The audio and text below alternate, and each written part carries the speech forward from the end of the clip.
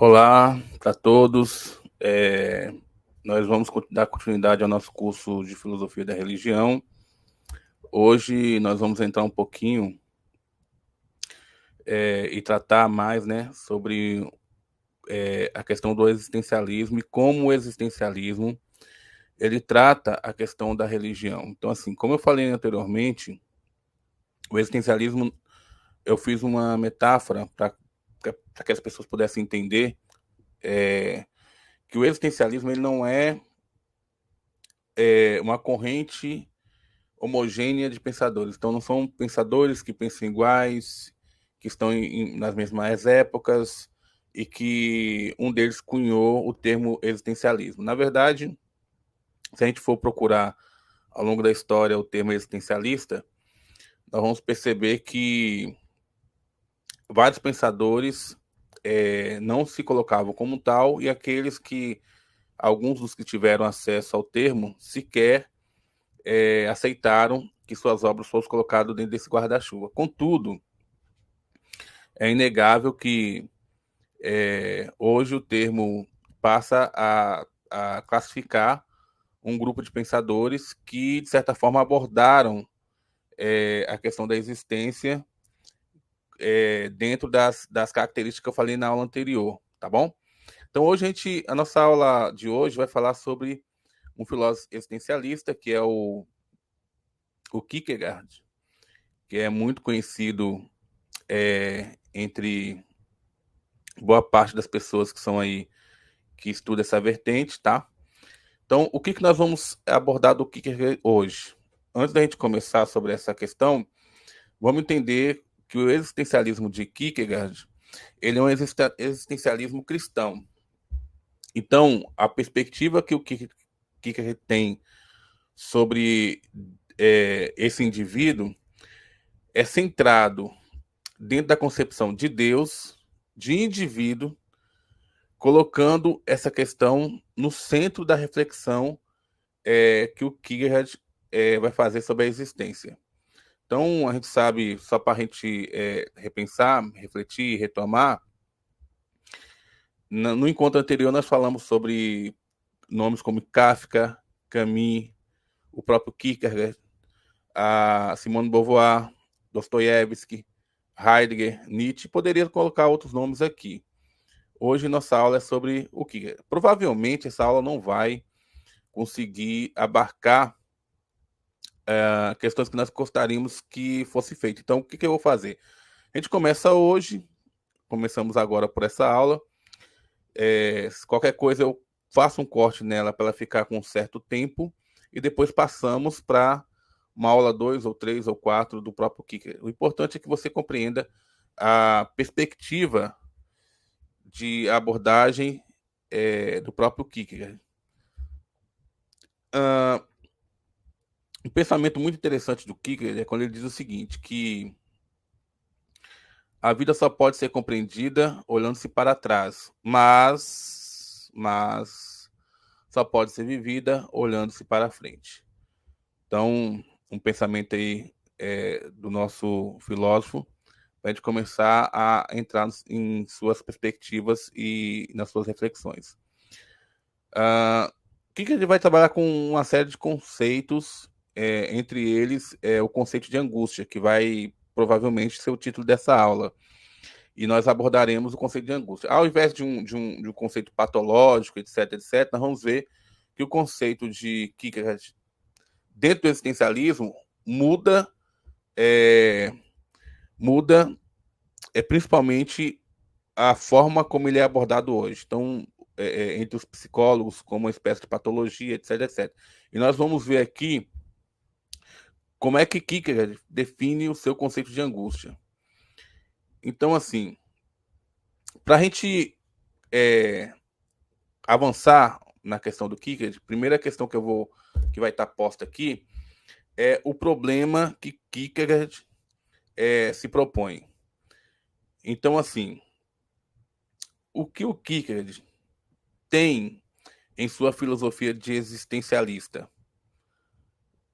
Ao pensar o existencialismo pelo cristianismo, como é que essas características elas estão ali presentes na filosofia do Kierkegaard. E como o Kierkegaard contribui para a construção de uma perspectiva existencialista, só que pelo viés do cristianismo. Então, ele vai pensar por outra perspectiva, que é o viés da perspectiva cristã. Então, pensando aí a existência pela perspectiva cristã. Então, nós vamos ver do Kierkegaard os seus fundamentos, quais são as suas principais ideias, definição do termo de angústia, como é que ele trata esse termo dentro das suas obras e como é que ele define a angústia. Para essa aula, eu gostaria de indicar alguns livros que foram base para essa aula e outros também que são fazem parte da própria caminhada do curso. Então a gente tem aí um livro do Kierkegaard, que eu acho que é muito importante a leitura, que é o Conceito de Angústia. Tem o Diário do Sedutor. Esse Conceito de Angústia, ele está pela editora Vozes. O Diário do Sedutor, esse livro está pela Martin Claret, mas de fácil encontrar, pelo menos assim, aqui onde eu moro, eu já encontrei essa obra disponível para venda. E obras como Ou, lembrando que essa obra ela tem 2 volumes, o volume 1 e o volume 2, que aparecem aí na tela para vocês. E tem também a nossa leitura basilar do existencialismo, que a gente sempre utiliza aqui, falamos dela. Um livro do próprio Kierkegaard, que é o Desespero Humano. Então, o Kierkegaard escreveu bastante, e vocês vão ver que aquilo que ele produz tem muita influência entre a corrente existencialista. Uma obra que é base para a gente também é a Filosofia da Religião, de Urbanos Zilis, e a gente vai pegar hoje a filosofia contemporânea, que é fundamental aí para a gente. Esse livro é da universidade, e aí foi editado pela própria universidade. Também saiu aqui como sendo livro da universidade. Enfim, então, esses aí são alguns dos livros que nós vamos utilizar. Também eu indico a obra do Anthony Kenny. A obra do Anthony Kenny é o volume 3, O Despertar da Filosofia Moderna, uma nova história da filosofia ocidental, onde você tem aí o volume 3. E outra obra que faz um resumo bem assim, que dá para vocês acompanharem, muito boa, é o Reale Antissérie, que é o volume 5 de História da Filosofia, do Romantismo ao Empiriocriticismo. Então, essas obras aí são indicações. Vai ter aqui uma indicação de artigo, que eu acho que achei relevante indicar um artigo, mas está no próprio corpo dos slides, depois vocês podem observar aí qual é o artigo e procurar na internet. O artigo é muito acessível. Então, vamos lá.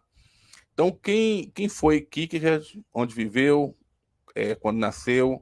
Enfim, ele nasce em 5 de maio em Copenhague, em 1813. Em 1841, ele conclui sua tese sobre o conceito de ironia.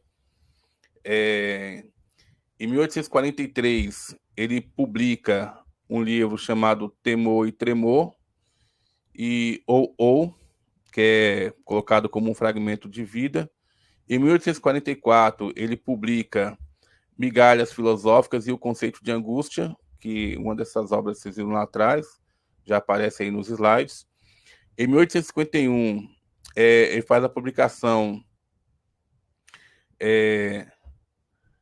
como um autor, e em 1855 ele morre em 11 de novembro em Copenhague. Então, a vida do Kierkegaard é uma vida de conflitos, seja pela existência de dar uma resposta em relação ao divino, a relação dele com o divino, seja porque ele se apaixona e poderia ter levado uma vida com essa mulher enquanto casado, mas ele desiste da questão, seja conflitos também que ele estabelece com os pais. E aí eu sugiro que vocês, quem quiser se aprofundar mais na vida do Kierkegaard, pode ler aquelas obras, aí pode pegar o Antissérie, o Anthony Kenny, eles vão dar um resumo bem interessante para vocês entenderem essas contradições das quais estou tratando aqui.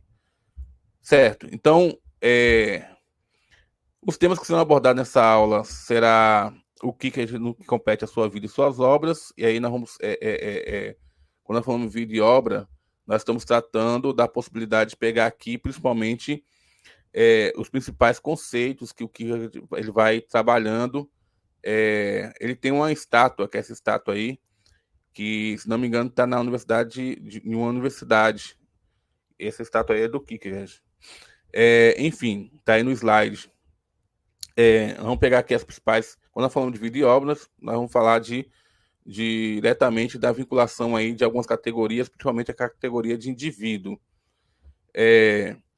E a crítica que o Kierkegaard já vem fazendo, que lá atrás nós falamos, em relação à filosofia, principalmente o Kierkegaard, ele vai receber, na época do Kierkegaard, o Hegel, ele é muito a influência do Hegel é muito grande, e o Kierkegaard vai falar que, por conta do sistema hegeliano, houve um esquecimento da categoria de indivíduo dentro do sistema filosófico. Nós falamos um pouco disso lá atrás.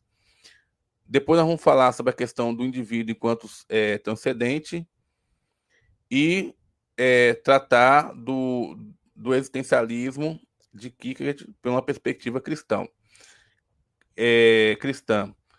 Dentro dessa perspectiva, nós vamos falar sobre o salto, que o Kierkegaard ele vai defender a questão do salto, as suas ideias de vida, onde ele vai tratar de 3 concepções, que é a estética, a ética e a religiosa, do conceito de desespero e do conceito de angústia. Qual é o problema central na obra do Kierkegaard? O conceito central da obra do Kierkegaard é como esse indivíduo ele deve ou pode se relacionar com Deus. Eu, enquanto indivíduo singular, eu posso me relacionar com Deus? Eu posso estabelecer algo direto? Eu preciso de uma instituição que me represente nesse processo? Ou eu posso fazer esse link, essa ligação, eu mesmo enquanto indivíduo? Então, isso é um problema que o Kierkegaard vai tentar dar uma resposta. E sim, o Kierkegaard ele é um filósofo cristão. Ele mesmo em vida, ele não vai se definir, não vai se ver dessa forma. Ele vai dizer o seguinte, que ele era alguém que era muito mais próximo de alguém um teólogo, de alguém que estudava a questão do divino para tentar ver essas questões vinculadas à fé. Mas a abordagem do Kierkegaard, ela é tão interessante que ela vai transpor essa questão. E Kierkegaard hoje é tratado como um dos grandes filósofos. Então, apesar do Kierkegaard, como vocês vão ver, ter uma certa aversão a sistemas, e nós já vamos falar disso mais à frente, e escrever em forma de diários, escrever por meio de literatura, ele vai ser visto com o passar do tempo como um filósofo importantíssimo, inclusive precursor aí do existencialismo. Como é que fica essa questão do existencialismo pelo viés de Kierkegaard? Primeiro, Kierkegaard vai ter a perspectiva de colocar como temática a existência, mas a existência, dentro da existência, a questão do indivíduo. Mas esse indivíduo, ele tem como centro a religião. Então, Kierkegaard pensa a existência, mas a existência dentro da perspectiva da temática do cristianismo. Então, quando nós falamos religião aqui, e temos Kierkegaardiano, nós estamos tratando do cristianismo. E a forma de abordagem de Kierkegaard vai se dar como alguém que, ao pensar essas temáticas da existência do indivíduo e da religião, colocando principalmente a singularidade, o que eu tenho enquanto indivíduo, o que você tem enquanto indivíduo, o que nós temos que diferencia um do outro, essa abordagem ou essa forma de abordar, principalmente na forma de escrever, principalmente na forma de defender, coloca ele como o grande precursor do existencialismo do século XX. E aí, as correntes que vão se desdobrar a partir daí são correntes que estão mais vinculadas ao ateísmo. Mas, mesmo essas correntes do ateísmo, elas vão ver Kierkegaard como o pai fundador. E aí, eu gostaria de retomar uma metáfora que nós já vimos, só para a gente lembrar, que é o seguinte: nós falamos na aula de existencialismo, introdução ao existencialismo, que nós tínhamos o seguinte problema. Nos sistemas filosóficos, geralmente, quando se coloca um todo organizado para tentar explicar ou tentar dar resposta a um problema, nós falamos que é uma floresta que tenta abarcar o todo, e aqui nós estamos falando especificamente do sistema hegeliano. É uma floresta que tenta abarcar o todo, só que tem um problema. Não ao olhar a floresta, você perde a dimensão da árvore. E o Kierkegaard vai combater isso, porque o Kierkegaard vai dizer assim, olha, para a gente pensar a existência, nós temos que pensar a existência observando, analisando, compreendendo esse indivíduo, e principalmente aquilo que ele tem de singular. Então, o indivíduo não cabe na ciência. O indivíduo não cabe na ciência, porque o indivíduo tem narrativas que são muito específicas de si mesmo. Então, o indivíduo tem certas memórias, certas narrativas, certas vivências que não dá para generalizar. É na especificidade que eu vou compreender e entender esse indivíduo. Então, reparem, o Kierkegaard, ele vem antes de Sartre, de Camus, vem antes de Nietzsche, mas a resposta que ele dá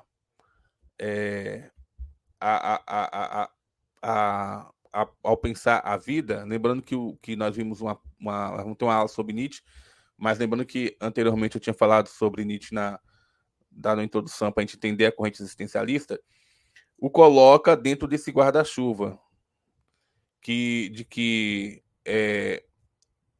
a defesa que Kierkegaard faz sobre esse indivíduo e a sua existência acaba se sobrepondo a sistemas como o de Hegel, e só torna e a nossa existência só se torna autêntica se a gente se voltar para a transcendência. E transcendência é se voltar para quem? Para Deus,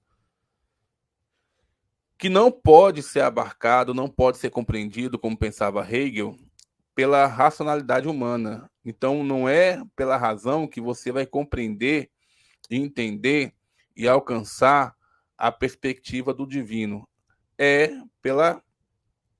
Principalmente pela transcendência individual de aceitação de Deus. E aí nós vamos caminhar para poder compreender como é que o Kierkegaard ele faz esse processo. Antes da gente avançar, tem um livro da Marlene Chauí, Convite à Filosofia, e lá nós pesquisamos a questão do conceito de religião, né?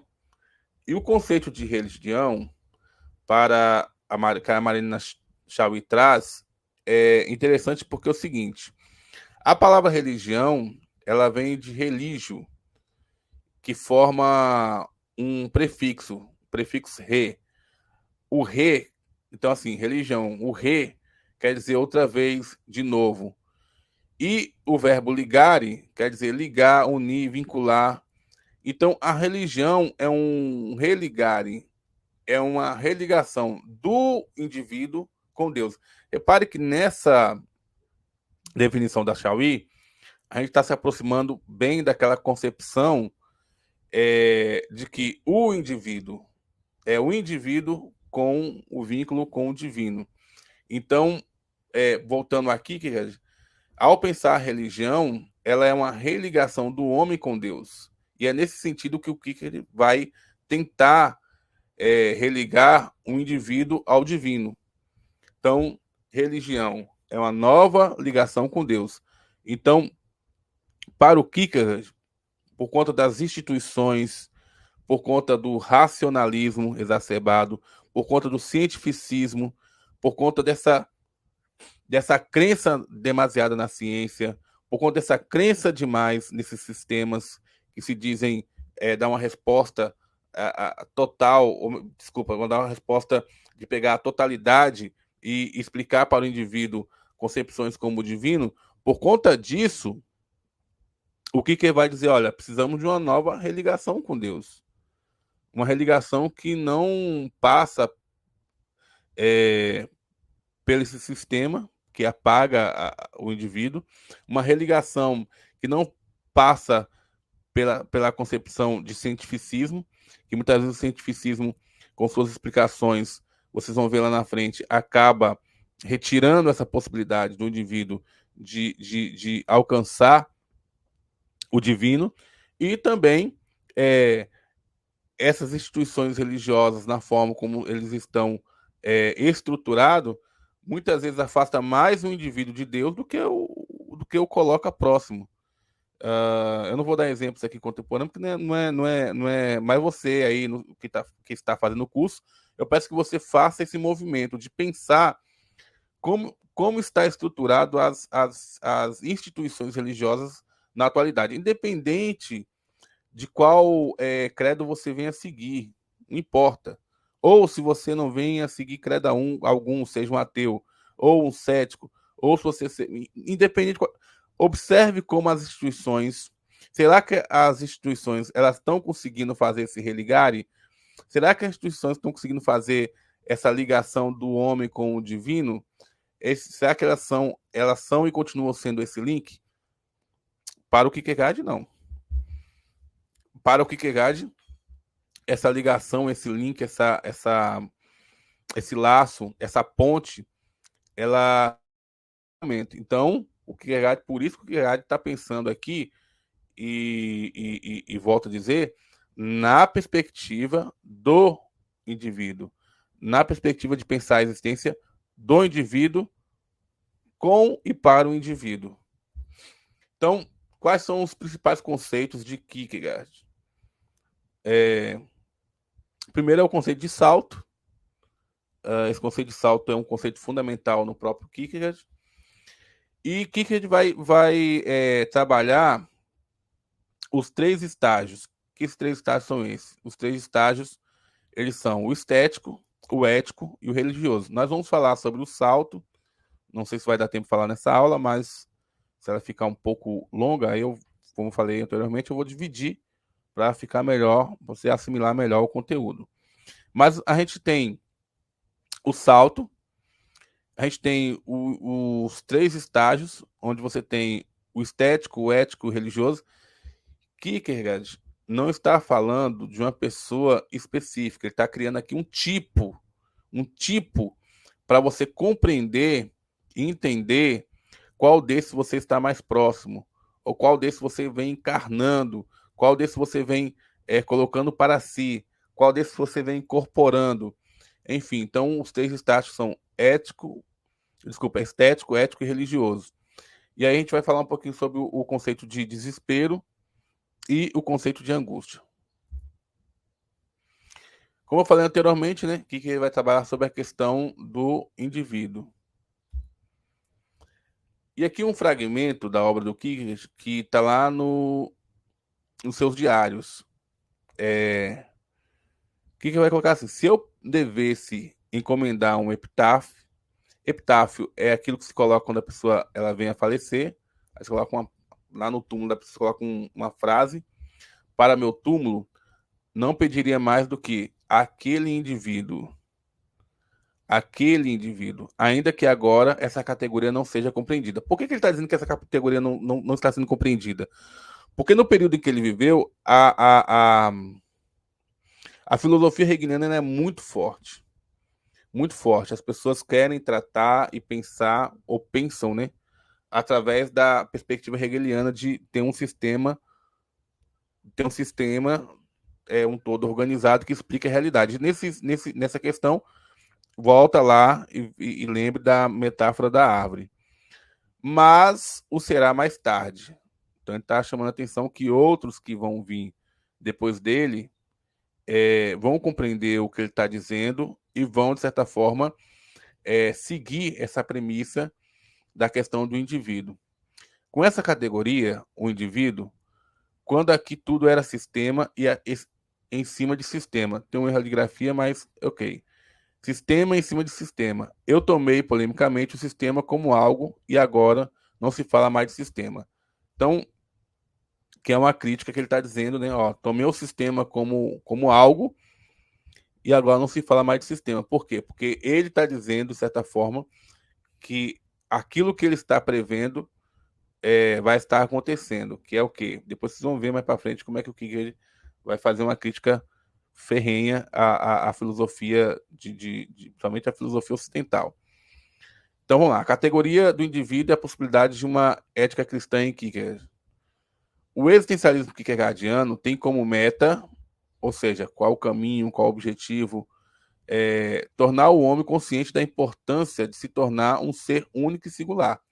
Então, muitas vezes, a gente não compreende, ou muitas vezes a gente não e aí é aqui que ele está falando em termos, poderíamos colocar aqui teológico, mas a gente vai colocar em termos filosóficos, que ele está dizendo assim, muitas vezes quando vai se pensar, ou vai se delimitar, ou vai se propor a pensar o indivíduo, pensa-se o indivíduo a partir não da sua singularidade, da sua unicidade, do seu ser único, desculpa.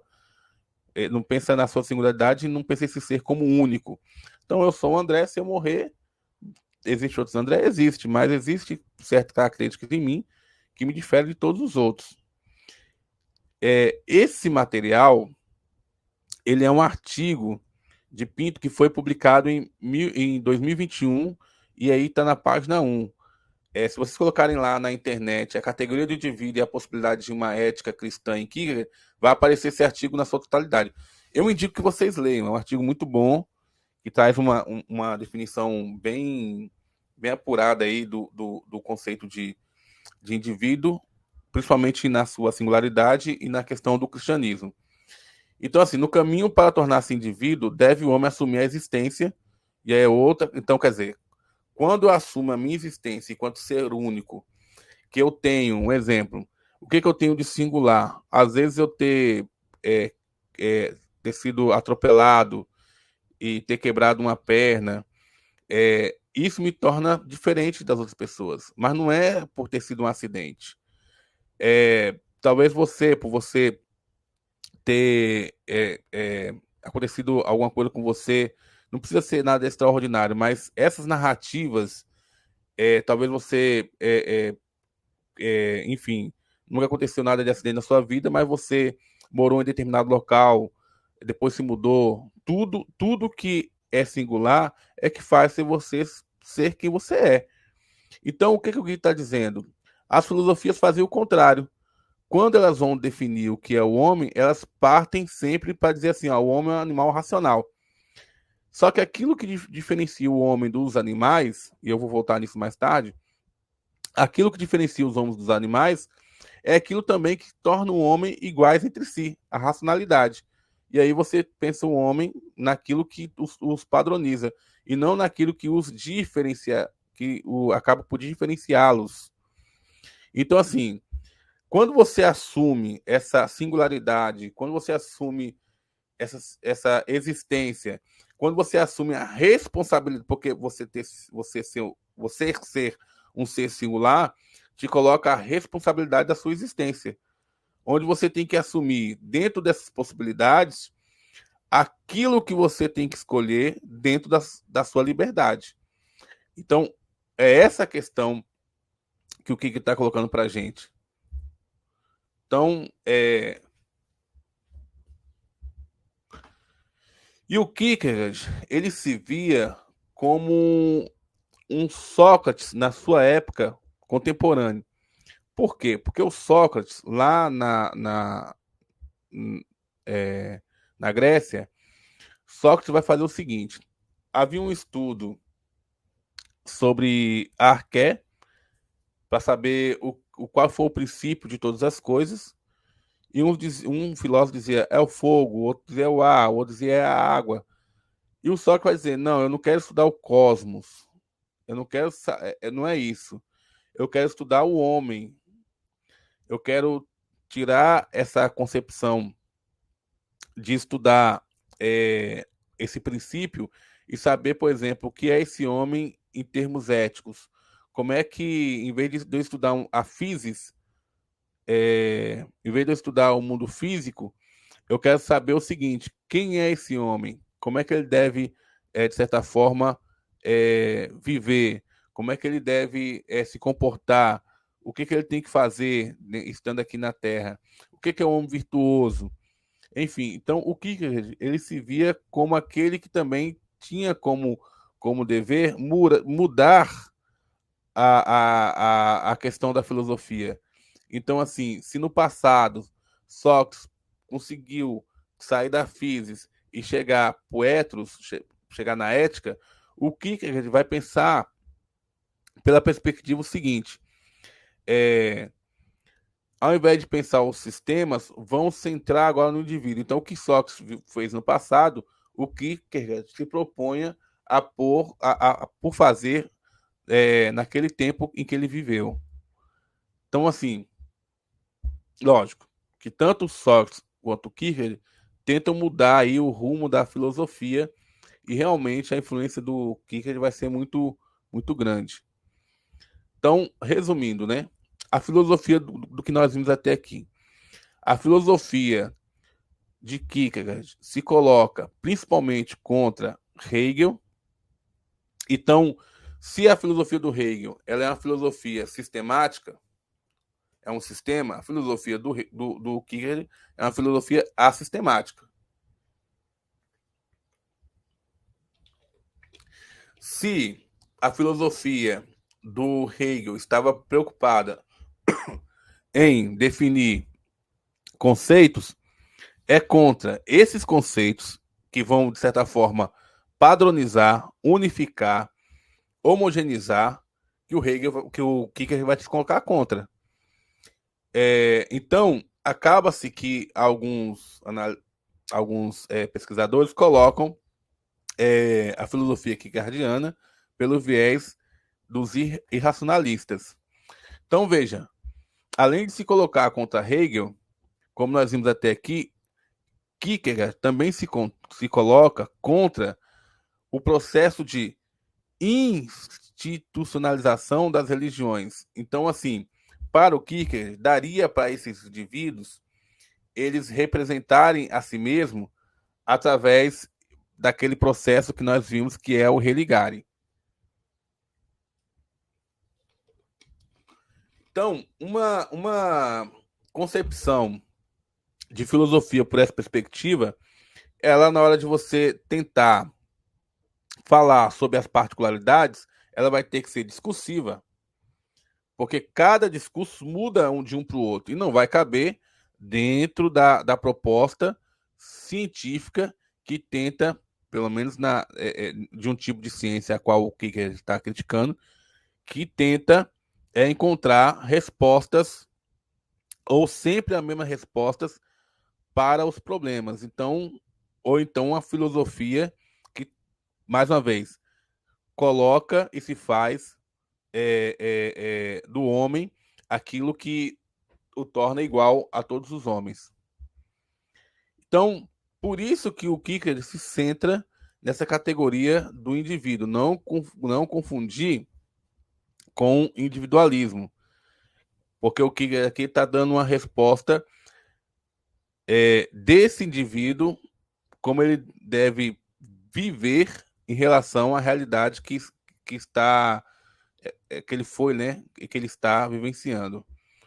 Então, o homem é singular, o homem único, ele não pode nem deve ser colocado como alguém que, ou definido como alguém dentro de um conceito.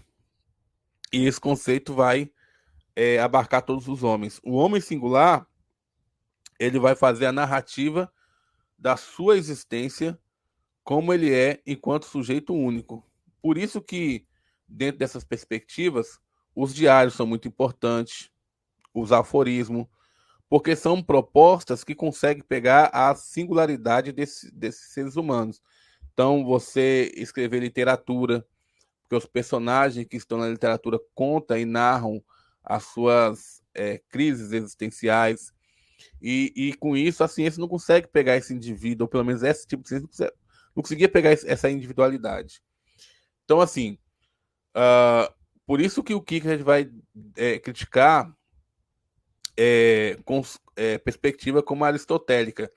Você coloca o homem racional e ali aí você diferencia do animal, mas você acaba colocando todos os homens como iguais. Então, assim, a essência do que é o homem, que é o homem é um ser racional, na perspectiva aristotélica, ela torna os seres humanos algo genérico. Elas tornam os seres humanos algo genérico.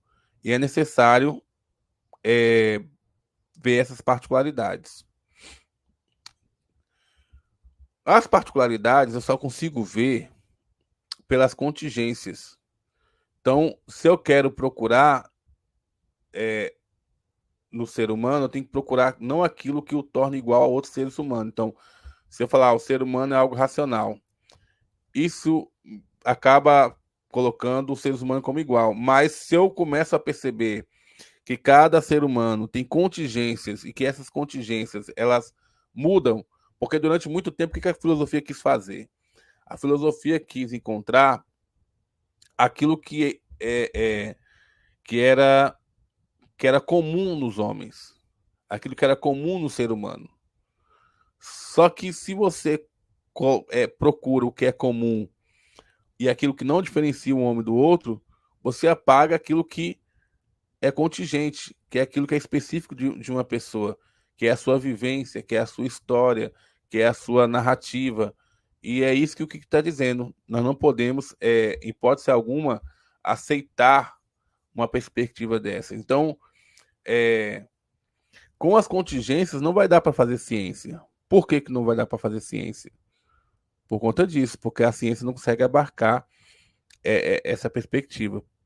Daí, volto a dizer, a importância das narrativas, a importância dos diários e a importância dos aforismos, porque o diário é alguém que é um tipo de escrita que você coloca as suas angústias, o seu desespero, a sua crise em termo da existência.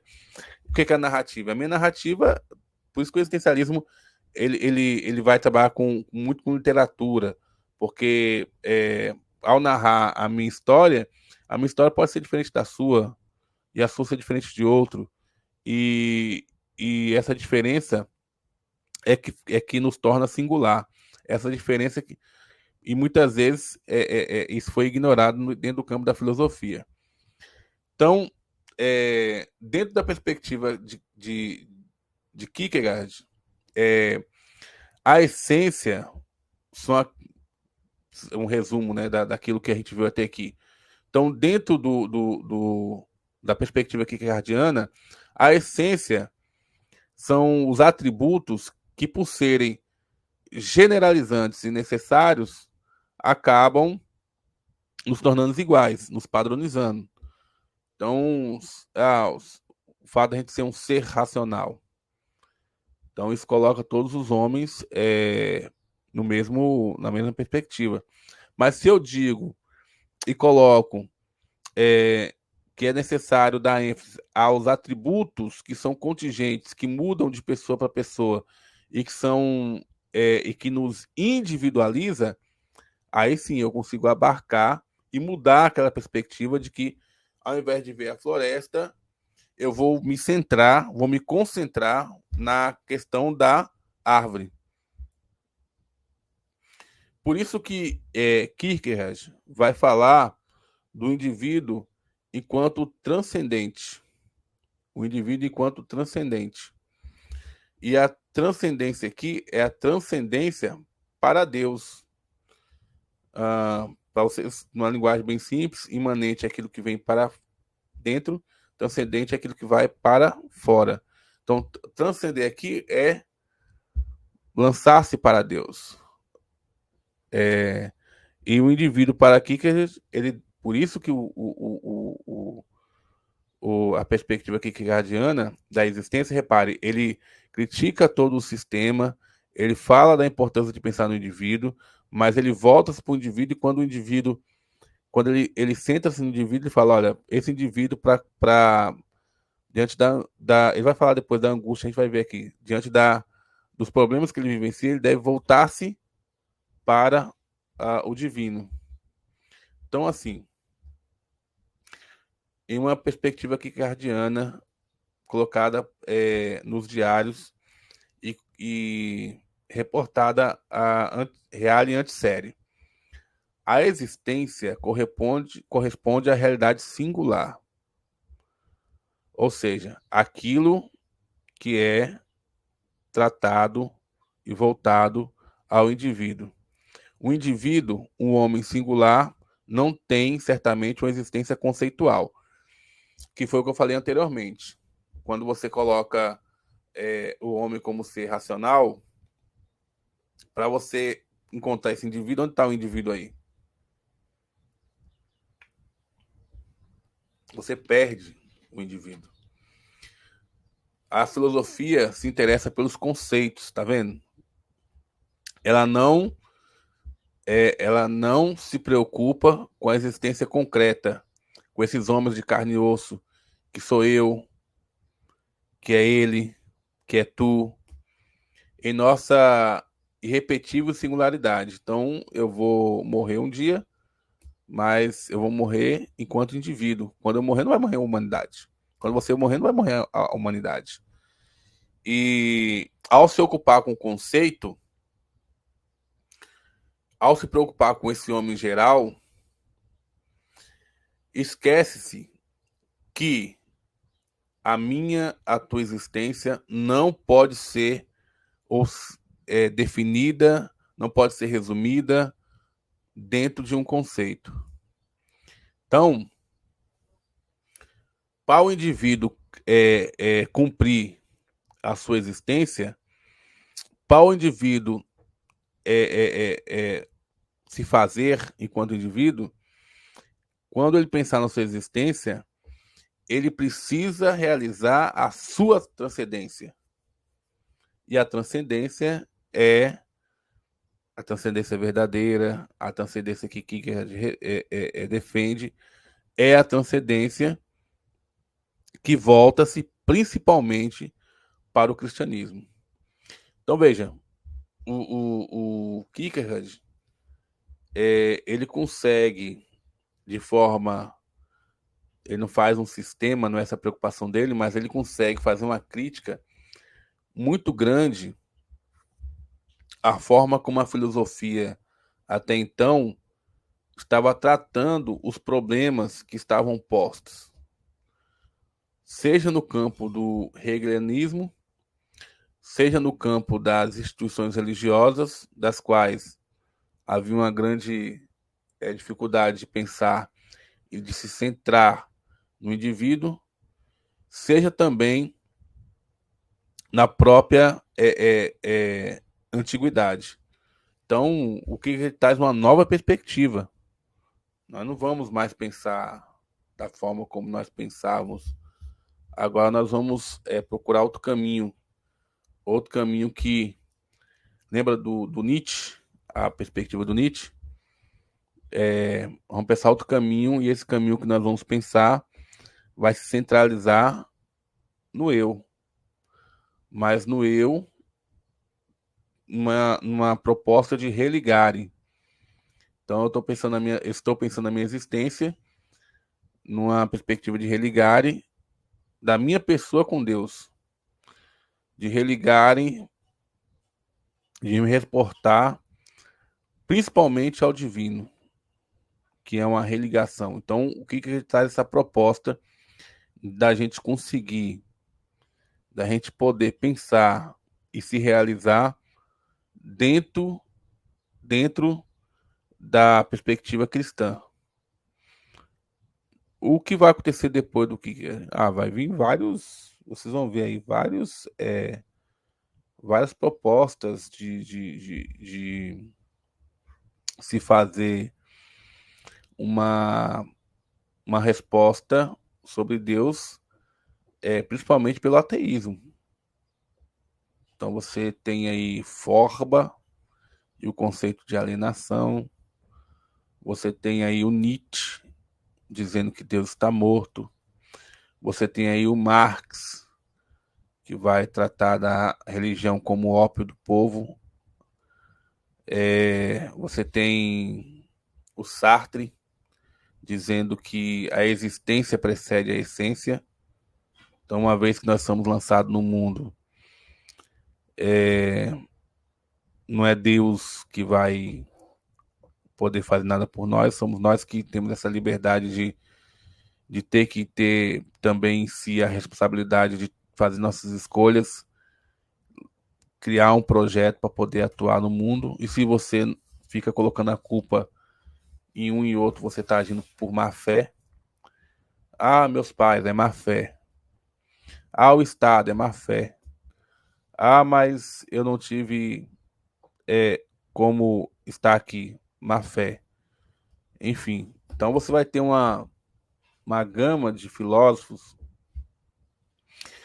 que vai depois do Kierkegaard, apesar desses que eu já falei lá atrás, reconhecendo o Kierkegaard, o pai do existencialismo, mas que vai, de certa forma, criticar o Kierkegaard justamente pela proposta que ele e a tentativa de solução que ele vai dar em relação à perspectiva cristã de transcendência, de lançar-se numa tentativa, numa proposta de religação com Deus.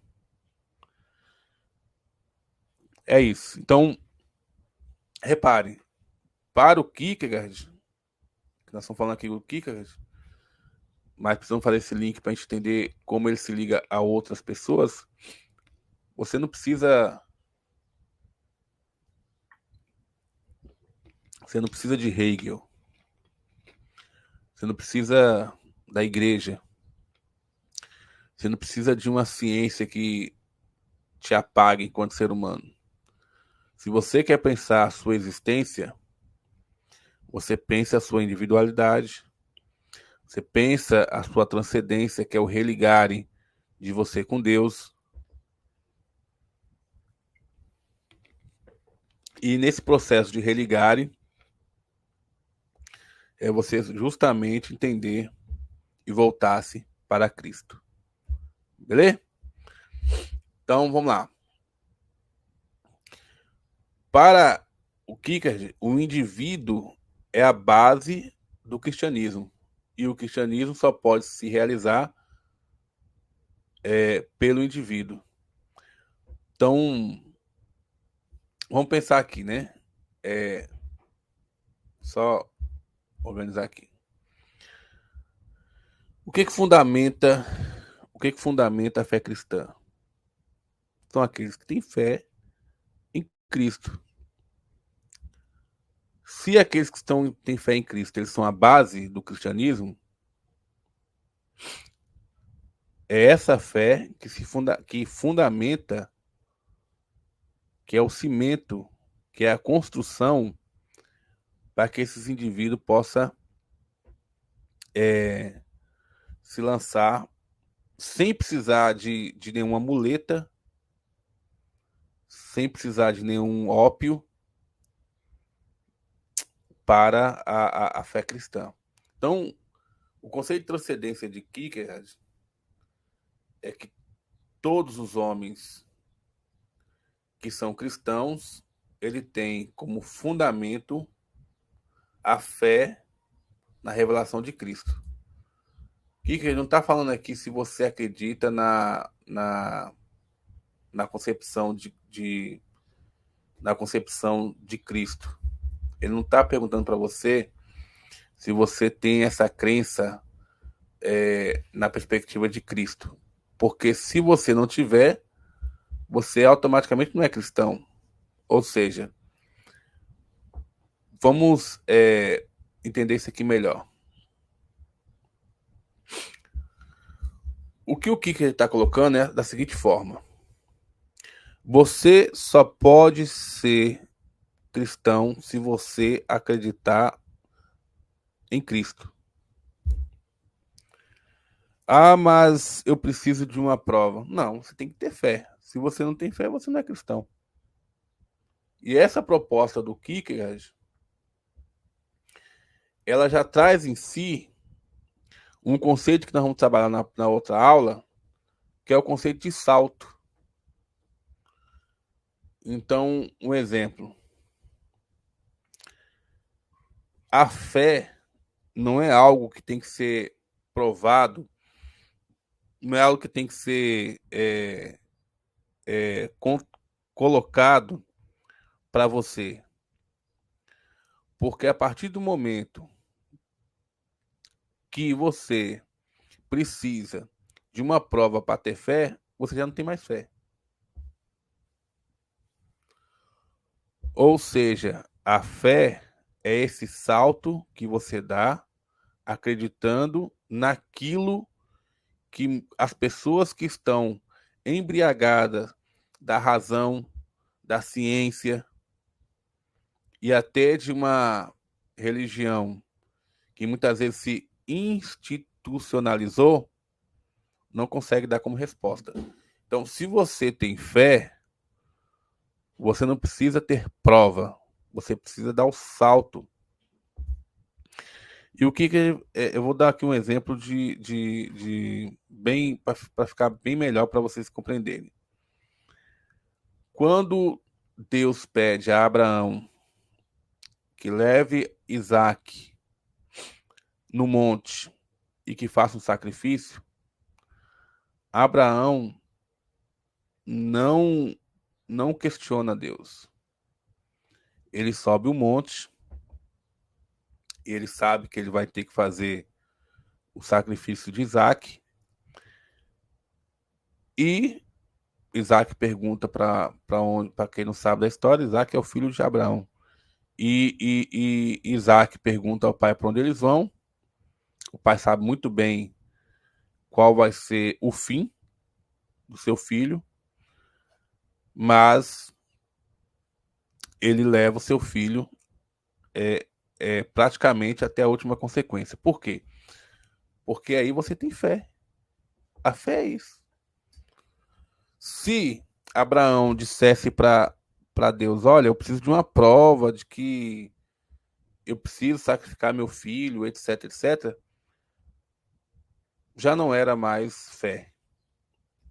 Então, entenda, se você é cristão e na hora de dar seu salto para mas a minha igreja ela se corrompeu, o pastor ou o padre ele já não consegue, ele já não consegue, eu já não consigo ver uma pessoa que tem honestidade, eu não consigo ver uma pessoa que fala em nome dos fiéis, eu não consigo ver uma pessoa que consegue fazer o processo de religação entre eu e Deus.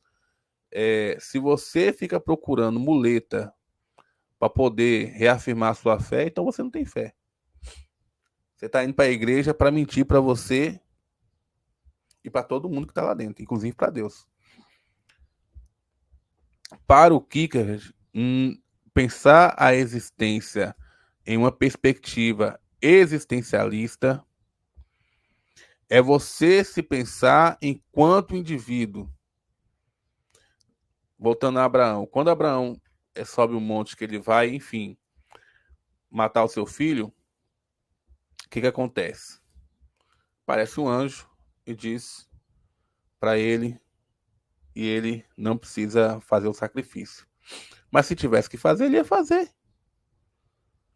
É esse salto, é esse salto que ao pensar a perspectiva, a gente está dando aqui um exemplo, mas um exemplo kierkegaardiano, mas poderia dar outros.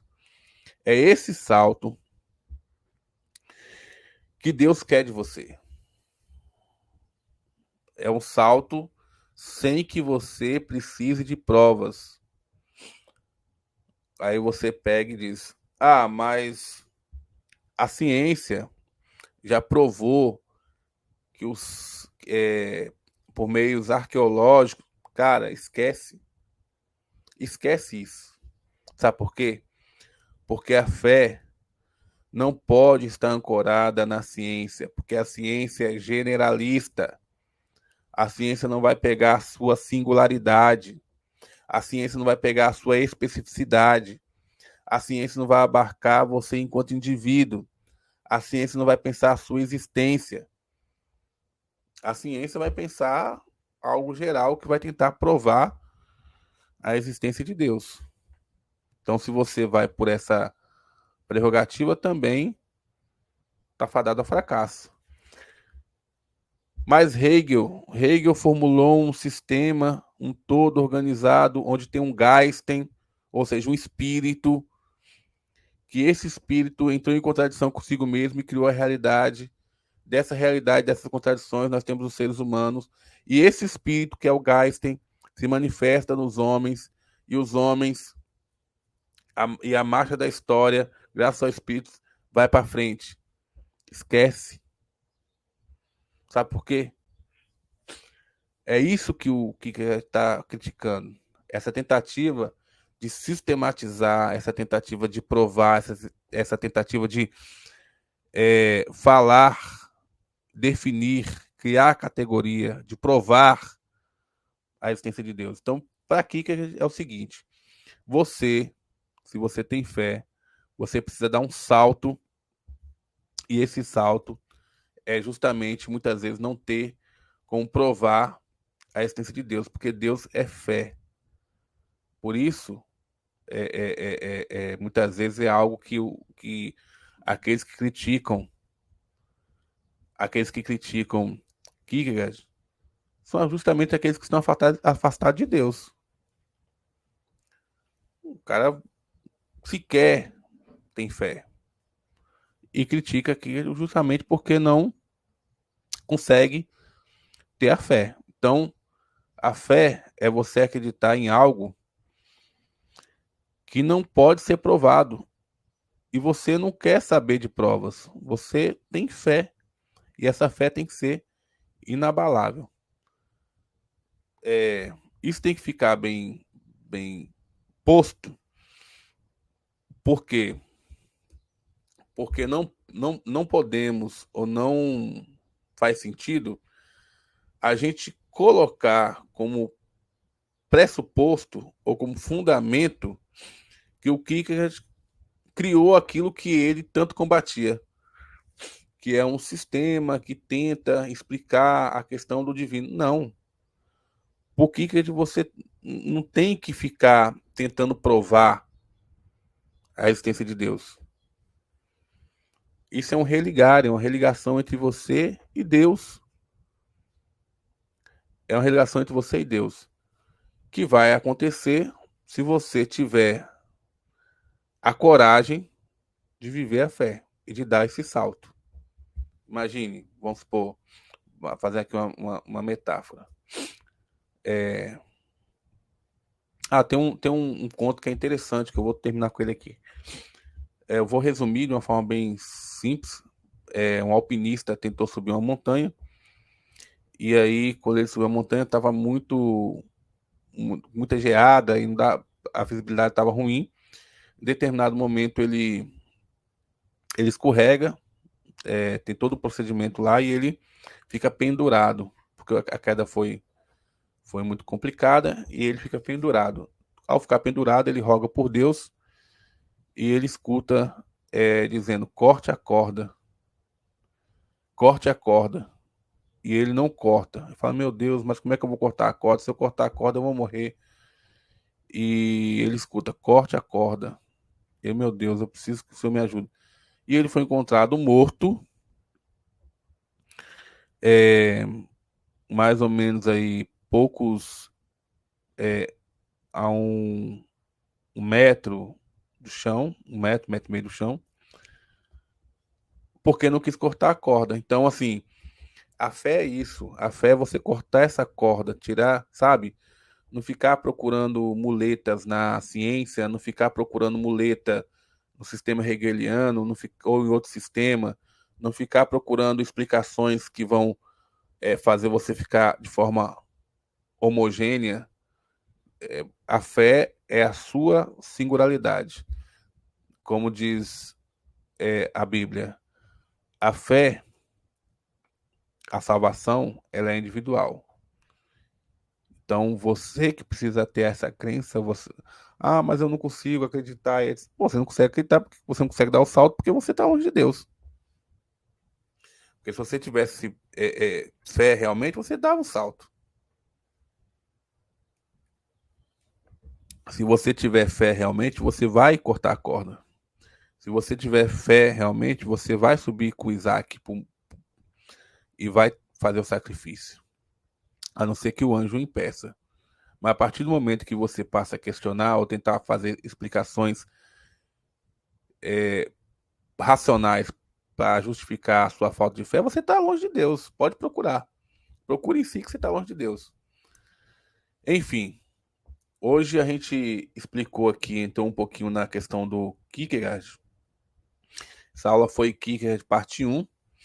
Provavelmente a gente vai ter a parte aí 2 do Kierkegaard. E a gente vai continuar com o nosso curso de filosofia da religião. Lembrando o seguinte, a gente está estudando agora um filósofo cristão, com certeza aí pessoas que são agnósticos e ateus estão muito injuriados, né? Mas também vamos estudar filósofo ateu. Nosso curso aqui não está preocupado em agradar ninguém. Nosso curso aqui está dentro daquela proposta que foi posta de você pensar como os filósofos refletiram sobre a religião e como isso pode ajudar na sua vida pessoal a conhecer a si mesmo, a conhecer o outro, a conhecer o mundo e, acima de tudo, ao ter esse conhecimento, a tomar decisões enquanto indivíduo, enquanto uma pessoa que tem ou não fé nesse ou naquele credo, e assim atuar sobre o mundo. Então, a religião ela é uma esfera da gente muito importante. Então, para mim, não importa se você é ateu, agnóstico ou judaico-cristão, ou qualquer outra religião, ou se não tem religião nenhuma, ou se tem fé, ou se não tem fé. Não é essa a questão que a gente vai tratar aqui. Nós vamos tratar de como esses filósofos pensaram a religião e como isso pode, de certa forma, ajudar a gente a se situar no mundo e se posicionar e tomar posições perante ele. Então, na próxima aula, vamos tratar do nosso filósofo, continuar, né, tratando do Kierkegaard, tá bom? Forte abraço a todos e até a próxima aula.